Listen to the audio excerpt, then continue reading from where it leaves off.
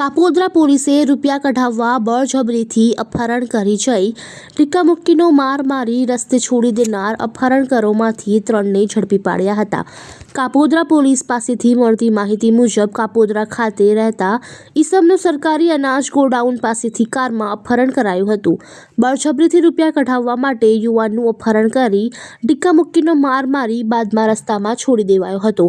આ મામલે કાપોદ્રા પોલીસ મથકમાં ફરિયાદ નોંધાતા તાત્કાલિક કાપોદ્રા પોલીસે તપાસ હાથ ધરી અપહરણ કરનારાઓમાં ત્રણ અપહરણ કરનાર કેવલ ભરત કાકડિયા, હાર્દિક મધુ ખુમાણ અને ખુશાલ રમેશ સાવલિયાને ઝડપી પાડ્યા હતા અને ત્રણેય વિરુદ્ધ કાયદેસરની કાર્યવાહી હાથ ધરી હતી।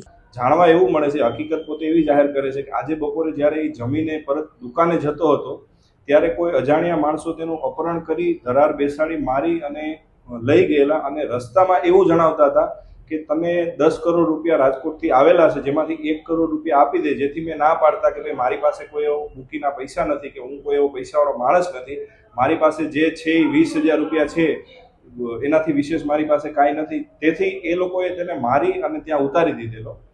બનાવની ગંભીરતા સમજતા ક્રાઇમ બ્રાન્ચની ટીમ પણ તપાસમાં સાથે જોડાયેલી અને એવું હકીકત જાણવા મળેલ કે આ જે વ્યક્તિ છે આકાશ, એમનો એક મિત્ર છે ખુશાલ કરીને। એ ખુશાલને આની સાથે પૈસાની લેતી દેતી હશે અને પૈસાની લેતી દેતીમાં આ સમયસર પૈસા જે ભોગ બનનાર છે એ આપતો નહીં હોય, જેથી કરીને એમના એક મિત્ર જનકને એને વાત કરેલી કે ભાઈ આ મારો મિત્ર મને પૈસા નથી આપતો, તમે મને પૈસા કઢાવી દો અને વધારાના પૈસા જો મળે તો તમે રાખજો। જેથી જનકે તેના અલગ અલગ મિત્રોને બોલાવી અને આ એક ષડયંત્ર રચેલું કે ભાઈ આનું અપહરણ કરી અને આને મારી કૂટી અને આની પાસેથી પૈસા કઢાવીએ।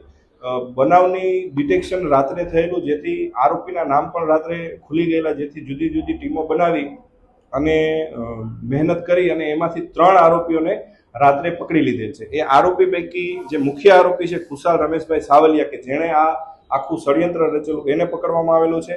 એક હાર્દિક મધુભાઈ ખુમાણ છે જેને પકડવામાં આવેલું છે, જે અપહરણ કરવામાં સામેલ હતો, અને એક કેવલ ભરતભાઈ કાકડિયા। આ ત્રણેય આરોપીને ગણતરીના કલાકોમાં જ પોલીસે પકડી લીધા।